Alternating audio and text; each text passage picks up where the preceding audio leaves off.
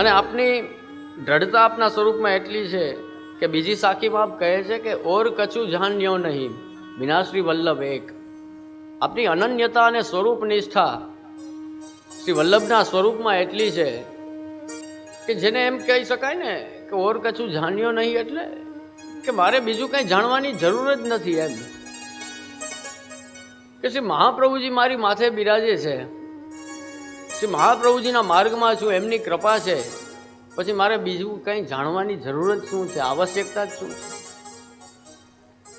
એ અનન્યતા વાચક આ બીજી સાખી છે અહીં. કારણ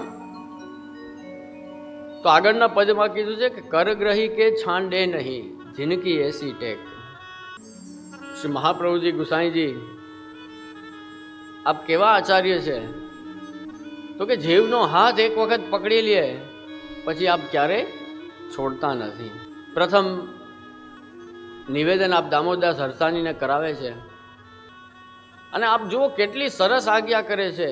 એ તમારા બધા વૈષ્ણવના મહાન ભાગ્ય કહેવાય. હું તો એમ કહું છું કે શ્રી મહાપ્રભુજી દામોદરદાસ હરસાણીજીના માધ્યમથી સમગ્ર વૈષ્ણવ સૃષ્ટિને કહે છે કે દમલા યહ માર્ગ તેરે લીએ પ્રગટ કિયો, કે આ માર્ગ જ તમારા માટેનો માર્ગ છે. દમલાજી એક માધ્યમ છે, સમગ્ર વૈષ્ણવ સૃષ્ટિને આપે એ આજ્ઞા કરેલી છે.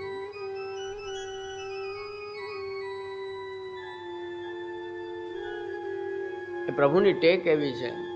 પ્રભુ સત્ય સંકલ્પ હોય છે. આપનો સંકલ્પ જે આપ લે એ પૂર્ણ કરે છે. કે જે એક વખત બ્રહ્મસંબંધ દ્વારા જીવ શરણે આવે એ પછી ક્યારેય શ્રી વલ્લભ એમને છોડતા નથી. કરગ્રહી કે છાંડે નહીં જિનકી એસી ટેક. હું ઘણી વખત સત્સંગમાં અને પ્રવચનોમાં હસતો હોઉં કે જુઓ વૈષ્ણવો, તમને બધાને તો મહાપ્રભુજીમાં અને વલ્લભકુળમાં વિશ્વાસ છે, બરોબર? વૈષ્ણવોને તો ઠાકોરજીમાં વિશ્વાસ છે, મહાપ્રભુજીમાં વિશ્વાસ છે, વલ્લભકુળમાં વિશ્વાસ છે કે ના જરૂરથી અમારી સેવાનો અંગીકાર કરશે અને અમારો ઉદ્ધાર થશે આપના ચરણારવિંદમાં, બરોબર છે ને? વિશ્વાસ બધાને ઠાકોરજીમાં, શ્રી મહાપ્રભુજીમાં, દરેક વૈષ્ણવને વિશ્વાસ છે ને. પણ મહત્વની વાત એ છે કે તમને બ્રહ્મસંબંધ થયું અને સેવા પધરાવી ને, તો તમને જ ખાલી અમારામાં વિશ્વાસ છે એવું નથી, પણ ઠાકોરજીને, મહાપ્રભુજીને અને વલ્લભકુળને પણ વૈષ્ણવમાં વિશ્વાસ છે. હા, કે આ સેવા કરશે. આ જીવ અંગીકૃત થશે, પરસ્પર છે ને. જેમ તમને વિશ્વાસ છે વલ્લભમાં, એમ વલ્લભને પણ વૈષ્ણવમાં વિશ્વાસ છે. ત્યારે મારા વાલા થઈ શકે છે, ત્યારે આ માર્ગ એવી રીતે ચાલે છે. તો એ ક્યારેય છોડવાના નથી. જીવ કદાચ ભૂલી જાય, જીવને તો ઘણા દુસંગ હોય એટલે ભૂલી જાય કદાચ, પણ મહાપ્રભુજી આપણને ક્યારેય ભૂલશે નહીં. આ જન્મે નહીં તો આવતા જન્મે. કારણ કે જીવના સામે ઠેકાણા ના હોય ને, જીવમાં તાપ ના હોય, હા, જીવમાં સેવા માટેની કોઈ ઇનિશિયેટિવ ના લે, કંઈ એવો કંઈ પ્રારંભ ન કરે, કોઈ સત્સંગ ના હોય, તો એનો સમય બગડે છે. પણ આપણા શ્રી વલ્લભ એવા છે કે આપણને ક્યારેય ભૂલવાના નથી, એ ક્યારેય છોડશે નહીં. શ્રી ગુસાઈજીનો એક પ્રસંગ છે ને કે કેટલાય અલગ અલગ રૂપ પેલા વૈષ્ણવના થઈ ગયા અને છેવટે કીડો હતા, કીડો થયા નાલીનો. એ નાલીના કીડામાંથી આપે પાનમાં લીધા એને અને યમુનાજીમાં છેલ્લે પધરાવ્યા. આ આપણા ગુરુની કૃપાલુતા છે કે ક્યારેય ભૂલતા નથી કે નહીં, આ મારો જીવ છે, આ મારો વૈષ્ણવ છે, આ મારા ઠાકોરજીના લીલા પરિકરનો એક જીવ છે, તો એને ક્યારેય આપ છોડવાના નથી. એવી ટેકવાળા આપણા સામર્થ્યવાન ગુરુ છે. એ શ્રી વલ્લભનું સ્વરૂપ છે. તો એમનું રટણ અહર્નિશ કરીએ, એમનું સ્મરણ કરતા રહીએ, એમાં જ આપણા વૈષ્ણવી જીવનની સાર્થકતા છે અને એનો આનંદ છે. એ દ્રઢ આશ્રય શ્રી હરિરાય મહાપ્રભુની કૃપાથી આપણો પણ થાય કે આપણને પણ શ્રી વલ્લભ સિવાય બીજે ક્યાંય જોવાની ઈચ્છા ના થાય. આમ મેં તો એક એનાલિસિસ કર્યું છે કે બીજે મન કેમ જાય આપણે. એનું મહત્વનું કારણ છે કે પેલી સુખની લાલચ બહુ છે. સુખી થવાની જે લાલચ આપણી છે ને એ જ આપણને અન્યાશ્રય કરાવે છે. ધીરજ રાખી શકતા નથી, એમના વચનમાં વિશ્વાસ નથી, દ્રઢ આશ્રય નથી, અને સામે કોઈક દુસંગ મળી જાય, કોઈ આવીને કહે કે ત્યાં પેલા જ્યોતિષ સારું જોવે છે એટલે ટ્રેક ચેન્જ તરત. અહીંયા જે ભરોસો હોય એ બધો છોડી દે. કોઈ વિધિ સારી કરાવે, કોઈ દાણા જોવે, એવા બધામાં આપણે અટવાઈ જઈએ. પછી એક વાત સમજો, કદાચ ક્યાંય પણ જશો ને તો એ હેડ ઓફિસ તો ગોવર્ધન ધરણ પાસે જ છે. આ એક હકીકત છે અને સત્ય છે. જો એની ઈચ્છા નહીં હોય ને તો કોઈ પણ તમને કાંઈ આપી શકવાનું નથી. એની ઈચ્છા હશે તો જ પ્રાપ્ત થશે. તો પછી એના ચરણ જ પકડો ને. એ મૂળ થડને જ પકડીએ, દાઢીમાં ટીંગાઈએ ને તો ક્યારેક પડી જવાનો ભય રહે, પણ થડને પકડીને ઊભા હોય તો ગમે એવા તોફાન આવે તો એ કાંઈ ચિંતા જેવું નથી. અને આ થડ તો કેવું મજબૂત છે, આ તો શ્રી વલ્લભના કૃપાબલનું થડ. એને જો પકડી રાખીએ તો ક્યારેય આપણને કોઈ તકલીફ ના પડે. પણ એવો દ્રઢતા, એવો દ્રઢ આશ્રય. ઘણીવાર આપણે આ જીવનના નાના નાના ફાયદાઓની પાછળ બહુ મોટું નુકસાન આપણે કરી નાખીએ છીએ. જે પ્રભુ આપણને મળવાના છે એમાં અંતરાય આવી જાય, એમાં સમય વધી જાય, અને આપણે આ લૌકિક લૌકિક લૌકિક બધું માગે રાખીએ કે જે આપણે મૃત્યુ સુધી જ કામ લાગવાનું છે, એ પછી તો એનો કાંઈ અર્થ રહેતો નથી. તો જેમ એ આપણો હાથ પકડીને છોડતા નથી, એમ આપણે પણ સંકલ્પ લેવાનો છે કે આપણે પણ એના ચરણારવિંદ ક્યારેય છોડશું નહીં. તો આપણે સાચા વૈષ્ણવ કહેવાય, તો આપણે સાચા શ્રી મહાપ્રભુજીના સેવક કહેવાય. કે ગુરુ એવા છે કે આપણો હાથ પકડે ને પછી ક્યારેય છોડે નહીં અને આપણને ભૂલે નહીં. તો આપણી પણ સામે એટલી ખાનદાની હોવી જોઈએ કે આપણે પણ એ ગુરુને ક્યારેય છોડવા નહીં, આપણે પણ શ્રી વલ્લભને ક્યારેય છોડવા નથી. ત્રીજી સાખીમાં આપ આજ્ઞા કરે છે, જો અહીંયા આપણા હૃદયની ભાવના પ્રગટ કરે છે કે શ્રી વલ્લભ વલ્લભ રટત હો જહાં દેખો તહાં ये. આપની સ્વરૂપ નિષ્ઠા શ્રી મહાપ્રભુજીમાં એવી છે કે આપને શ્રી આચાર્યચરણના સ્વરૂપ વગર બીજું કાંઈ દેખાતું નથી. એના દ્વારા આપણને એમ સમજાવ્યું છે કે તમે પણ રટણ કરતા રહ્યો તો તમારી પણ એવી સ્થિતિ એક દિવસ થશે કે તમને પણ શ્રી વલ્લભ સિવાય બીજું કાંઈ નહીં દેખાય. શ્રી હરિ મહાપ્રભુની કૃપાથી આપણે સૌ એવું માગીએ કે એવું થાય કે એક તો શ્રી વલ્લભનું રટણ થાય આપણાથી. વલ્લભ વલ્લભ રટત રહું જહાં દેખો તહાં ये इन्हीं छांड और ही भजे झर जाओ वह दे.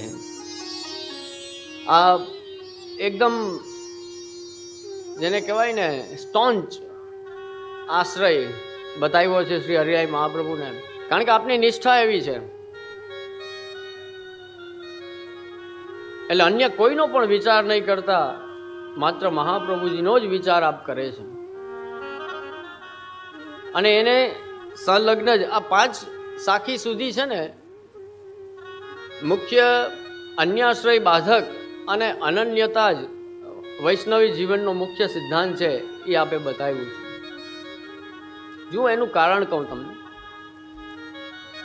કે નંદરાયજી પણ આપ તો ભગવાનના પિતા હતા ને, તો ભાગવતજીમાં આવે છે કે નંદરાયજી પણ જ્યારે અંબિકા પૂજન કર્યું, અન્યાશ્રય થયો, તો એ શંખચૂડની પેલામાં ફસાણા, બદ્ધ થયા, એમને બાંધ્યા અને છૂટા ક્યારે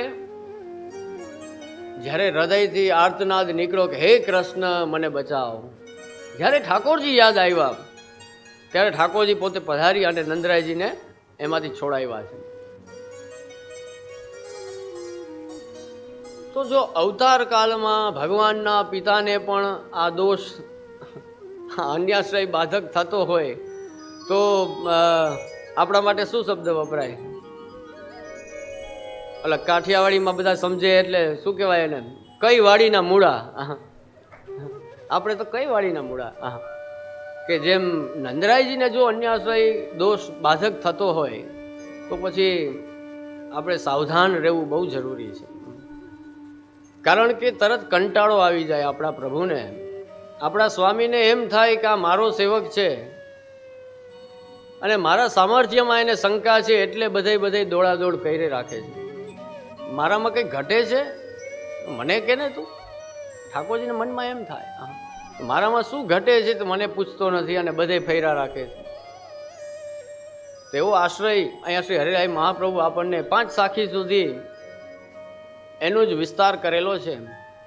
આગળ આપ કહે છે કે દેવી દેવ આરાધિકે ભૂલ્યો સબ સંસાર, શ્રી વલ્લભ નામ નૌકા બિના કહો કો ઉતર્યો પાર. જુઓ, જેટલા પણ અંશ કલા રૂપે ભગવાનની અંશ કલા રૂપે અલગ અલગ દેવતાઓ છે, દેવીઓ છે, એ બિરાજમાન છે. એ કોઈનો આપણે અનાદર કરવાનો નથી, એ કોઈનું અપમાન આપણે કરવાનું નથી. દરેકે દરેકનો આદર આપણે જાળવવાનો છે, દરેકે દરેકનું સન્માન કરવાનું છે. કારણ કે એ જે પણ દેવી દેવતાઓ છે એમને ત્યાં મૂકનાર પ્રભુ છે, એ પ્રભુના જ અંશરૂપ છે. પ્રભુ અંશી છે તો આ દેવી દેવતાઓ એમના અંશરૂપ છે. પણ મારા વાલા ભજન તો એકનું થાય. પ્રેમ કોને કહેવાય? અહીંયા શ્રી હરિરાય મહાપ્રભુને પ્રેમ છે. ઘટ ઘટ પ્રેમ ના હોય. અને કહ્યું છે ને કે પ્રેમ ગલી અતિ સાકરી તામે દો ન સમાય. આ પ્રેમ ગલી એવી છે, પ્રેમનો સિદ્ધાંત એવો છે, એક સાથે થાય એને પ્રેમ કહેવાય, 10 જગ્યાએ થાય એને પ્રેમ ન કહેવાય મારા વાલા, એને વ્યભિચાર કહેવાય. જે 10-15 જગ્યાએ થાય ને એને પ્રેમ ન કહેવાય. એક જગ્યાએ વ્યાખ્યાન હતું, મારે જવાનું થયું. એક મહાનુભાવે ઉદાહરણ આપ્યા કે પુષ્ટિ સંપ્રદાયમાં અન્ય દેવી દેવતાઓના ભજનની મનાઈ છે, પણ એક ઉદાહરણ આપું છું કે કોઈ દીકરી સાસરે જાય તો સાસરામાં એના પતિ સાથે પણ એને સ્નેહ હોય છે, એમના સાસુ સસરા સાથે પણ સ્નેહ હોય છે, એમના જેઠ હોય, દેર હોય, એ બધા સાથે સ્નેહને રાખવાનો હોય છે ને. એ સારી વહુ કહેવાય કે એવું ઉદાહરણ એમણે આપ્યું. પછી મારે બોલવાનો સમય આવ્યો એટલે મેં કહ્યું કે બહુ સારું ઉદાહરણ આપ્યું આપે કે દીકરી કોઈ સાસરે જાય તો ત્યાં એને બધા સંબંધ નિભાવવાના હોય છે. જેટલા પણ સંબંધ છે, સાસુ સસરા છે, જેઠ જેઠાણી, દેર દેરાણી, જે કોઈ હોય ઘરમાં, એ બધા સાથે એને સંબંધ રાખવાના હોય છે, બધાનું સન્માન જાળવવાનું હોય છે. એકદમ સાચી વાત છે.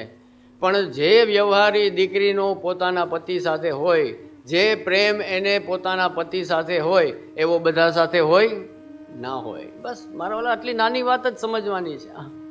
એ દરેકનું આપણે સન્માન રાખવાનું છે, દરેકનો આદર રાખવાનો છે. કોઈ પણ દેવી દેવતા કદાચ ક્યાંય તમને રસ્તામાં મળે કે ક્યાંય તમારે પ્રસંગોપાત કોઈ જવાનું થાય કે તો એમને જય શ્રી કૃષ્ણ કરો, ખૂબ આમ રાજી થશે, ખૂબ એ પણ રાજી થશે કે વાહ આજે એક વૈષ્ણવ આવ્યો. શ્રી આચાર્ય ચરણ કહે છે કે પ્રાકૃતા સકલા દેવા ગણિતાનંદ કમ બૃહદ. આપે કૃષ્ણાશ્રયમાં આજ્ઞા કરી કે બધા દેવતાઓ છે ને એ પ્રાકૃત છે. પ્રાકૃત મીન્સ એ બધાના આયુષ્ય છે, બધાના એ પ્રકૃતિને આધીન છે. જે ત્રૈગુણી સૃષ્ટિ છે આપણી, સત્વ, રજ અને તમથી, એ કોઈ ને કોઈ દેવ દેવી બધા એ જ રીતે જેમ ભગવાને એમને કાર્ય સોંપ્યું છે એ રીતે એ કરતા રહે છે. એટલે આદર અને સન્માન એનું રાખીએ, પણ ભજન તો એકનું જ થાય. સાવ સામાન્ય ઉદાહરણ સમજો કે જમીનમાંથી પાણી જોતું હોય તો એક જ જગ્યાએ તમારે જવું પડે ને. પેલા બોરિંગ કરતા હોય, જોયું છે ક્યારે બોરિંગ થતું હોય? એક જગ્યાએ જ જવું પડે ને ઊંડું. હા, પછી તો આપણા જેવા નસીબ, કોકને 20 ફૂટે પાણી આવી જાય, કોકને 800 ફૂટે નથી આવતા. પણ એક જ જગ્યાએ ખોદવું પડે ને તો જલ મળે. એમ અલગ અલગ 10-10 ફૂટ બધે કહી રહ્યા તો જલ આવે ના આવે ને? બસ આટલું નાની વાત સમજવાની. હા, જે કાંઈ મહેનત છે, જે કાંઈ સાધના છે, કે જે કાંઈ આપણો સ્નેહ છે, પ્રેમ છે, ભાવ છે, એ જ્યારે એક જ સ્વરૂપમાં લાગે ને ત્યારે એ સિદ્ધ થાય, ત્યારે કંઈક ફલ આપણને પ્રાપ્ત થાય. બાકી તો જેનો અંશ છે એનું ભજન એ કરે છે. આ સામાન્ય સિદ્ધાંત છે સસ્તીનો. જેનો છે એને એમાં રુચિ થશે અને એનું ભજન કરશે. આપણે કોઈને નાહકના ધરારથી વૈષ્ણવ પણ નથી બનાવવા, પણ જે આપણા વૈષ્ણવ છે, જે શ્રી મહાપ્રભુજી ગુસાઈજીના સેવક છે, એને તો અમારે સાચું સમજાવવું પડે ને કે તમારા ભાવને, તમારી દ્રઢતાને જો તમે ચોક્કસ દિશામાં આગળ લઈ જશો તો મહાપ્રભુજીની આજ્ઞા મુજબ ચોક્કસ ફલ પ્રાપ્ત થવાનું જ છે, તો રિઝલ્ટ આવવાનું જ છે. અને વ્યક્તિગત સ્વતંત્રતા હોય ને દરેકને. આજે આપણે સૌ હૃદયમાં જે પણ આપણા ઇષ્ટ અને આરાધ્ય આપણે માનતા હોઈએ એનું ભજન કરવાનું છે. કોઈને માનતું હોય, કોઈને માનતું હોય. એક તો આ માનતું શબ્દ એ સમજમાં નથી આવતું. કોઈ કે તમે આને માનો, તો માનીએ તો ખરી જ ને. માણસને માણસ તરીકે તો માનવો પડે ને. ભજન ના થાય. માનવાનું તો બધાને માનીએ તો ખરી જ ને બધાને. હા, પણ ભજન એક જ. જો આપણા આરાધ્ય ઇષ્ટ એવા વૈષ્ણવ તરીકે કોણ છે તો કે ગોવર્ધન ધરણ. એ ઇષ્ટ એક જ છે, એનું આરાધ્ય, એનું ભજન થાય તો તમને કંઈક જેને કહેવાય ને પરિણામ આવશે. નહીં તો ભૂલ્યો સબ સંસાર કીધું છે ને, કે પછી એ સંસારમાં ને સંસારમાં આપણે ભૂલા પડી જશું. એટલી બધી ગલીઓ છે કે આપણે ફ્રી ના થાય, એમાંથી જ સમય મળે નહીં આપણને. એ જ બધું કરી રાખીએ. કોઈ કે આજે આ કરી લ્યો, કોઈ કે આજે આ કરી લ્યો, કોઈ કે આ કરી લ્યો, કોઈ કે. એક બેન હતા, એ બ્રહ્મસંબંધ લેવા આવ્યા. હવે મને કે જ્યારે આપવું હોય ત્યારે, હું તો બધા વાર કરું છું. સોમવારે રહું, મંગળવારે રહું, બુધવારે રહું, ગુરુવારે રહું. આપણે વ્રત કરવાનું હોય ને, બ્રહ્મસંબંધ લેવાનું હોય તો એના આગલે દિવસે વ્રત કરવાનું હોય. એટલે મેં એને કહ્યું કે ક્યારે વ્રત કરશો? તો કે હું તો 7 વાર રહું છું. આપ જે દિવસે કયો તે દી આવી જાઓ. એટલે મને આશ્ચર્ય થયું, ગજબ કહેવાય એમ. આ એ સામર્થ્ય છે ને 7 વાર રહેવાય. એટલે આમાં છે ને, જુઓ, આવું બધું કરવાની જરૂર નથી. હું તમને ખાસ એ જ સમજાવું છું. તમારે જેનું જે કરવાનું હોય ને એ એકનું રાખો તો કંઈક મારા વાળા પરિણામ આવશે. નહીં તો આમાં શું થશે ખબર? કે કંઈ રિઝલ્ટ નહીં આવે ને આપણો ટાઈમ એમને એમ બગડતો જાય. હા, આપણે બધા સાથે, જેમ અમે પોરબંદરમાં ખૂબ સારી રીતે કામ કરીએ છીએ એ રીતે દરેક અલગ અલગ બધાના ઈષ્ટ હોય છે. કોઈના માટે શ્રીનાથજી છે, કોઈના માટે બીજા કોઈ છે, કોઈના માટે બીજા કોઈ દેવી દેવતા છે. પણ જ્યારે પોરબંદર માટે કંઈ સારું કામ હોય એ આપણી વ્યક્તિગત બાબત છે. હું મારા ઘરે કોનું ભજન કરું એની સાથે બીજાને શું લેવા દેવા છે? પણ જ્યારે પોરબંદર માટે કંઈ સારું થતું હોય તો અમે બધા સાથે મળીને કરીએ છીએ. દરેક સંપ્રદાયના હોય છે, દરેકનું ભજન કરનારા હોય છે. એવી સ્વસ્થ વ્યવસ્થા બનાવો કે આપણું વ્યક્તિગત ભજન એ આપણી પોતાની ભાવના, એ આપણો પોતાનો આનંદ છે. એને બધે મિક્સ કરવાની જરૂર નથી. અને બીજાનું કોઈ કંઈ કરતા હોય તો એને પણ આપણે ડિસ્ટર્બ કરવા નથી. સમજાણી ને વાત? તો બીજાને આપણે કોઈ ડિસ્ટર્બ કરવાની જરૂર નથી. આખું પોરબંદર વૈષ્ણવ થઈ જાય એવી કોઈ જરૂર નથી આપણે. હું તો મારા વાલા ખાલી તમે છો એટલા સાચા રસ્તે થઈ જાઓ ને તો એ બહુ મોટી વાત થઈ ગઈ. હા, આપણે બહુ વધારવી નથી, કાંઈ એટલી સંખ્યા એવી નથી કરવી કે આખી દુનિયા વૈષ્ણવથી ભરાઈ જાય. હા, તો પાછું હા, કારણ કે એ તો જેટલા છે એટલા છે જ. કોઈને એમ કદાચ થતું હોય ને કે વૈષ્ણવનું આમ થઈ જાય, વૈષ્ણવનું હવે આવું થાય છે ને આમ થાય છે ને, તો એક વસ્તુ સમજો કે જેનું વરણ ભગવાન શું કહે છે, ના એમાત્મા પ્રવચને ન લભ્ય ન મેઘયા ન બહુધા શ્રુતે ન, કે હું બહુ સાંભળવાથી નથી મળતો, પ્રવચનોથી નથી મળતો, તપ જપથી નથી મળતો. તો ભગવાનને પૂછે છે કે તો ભગવાન આપ મળો કેવી રીતે? આ કોઈ રીતે આપ ન મળો, ન પ્રવચનોથી મળો, ન જપ તપથી મળો, ન ધ્યાનથી, ન બહુ સાંભળવાથી, તો કેવી રીતે મળો આપ? તો આપ કહે છે યમે વૈશ વૃણુતે તેન લભ્ય. હું કોને મળું છું? તો કે મેં જેનું વરણ કર્યું છે કે આ મારો છે, હું એને જ મળું છું. બ્રહ્મસંબંધમાં શું થાય છે? ઠાકોરજી આપણું વરણ કરે છે કે આ મારો છે, અને આપણે ઠાકોરજીનું વરણ કરીએ છીએ કે આ મારા સ્વામી છે. ઠાકોરજી આપણને કહે છે આ મારો સેવક છે. બંનેનું પરસ્પર વરણ થાય છે. તો આ સૃષ્ટિની શરૂઆત જ્યારે ભગવાને કરી ત્યારે જ એક નક્કી થઈ ગયું હતું કે આ પ્રવાહ જીવો છે, આ મર્યાદા જીવો છે, અને આ મારા શ્રીઅંગમાંથી મારી સેવા કરવા માટેના મારા પુષ્ટિ જીવો છે. વરણ કરેલું છે આપણું. સિલેક્શન, વરણ એટલે સિલેક્ટ. આપણે વી આર સિલેક્ટેડ. આપણે કોઈ સાધારણ નથી, પણ આપણે ઠાકોરજીના સિલેક્ટ કરેલા જીવો છીએ કે આ મારા જીવો છે, એમ ઠાકોરજી પોતે કહે. એ શ્રી વલ્લભના માર્ગની આ કૃપાનો પ્રતાપ છે. તો જીવન વેડફાઈ જાય, બધે થોડું કરતા જે જ્યાં જેને લાગુ પડતું હોય એને લાગુ પડે.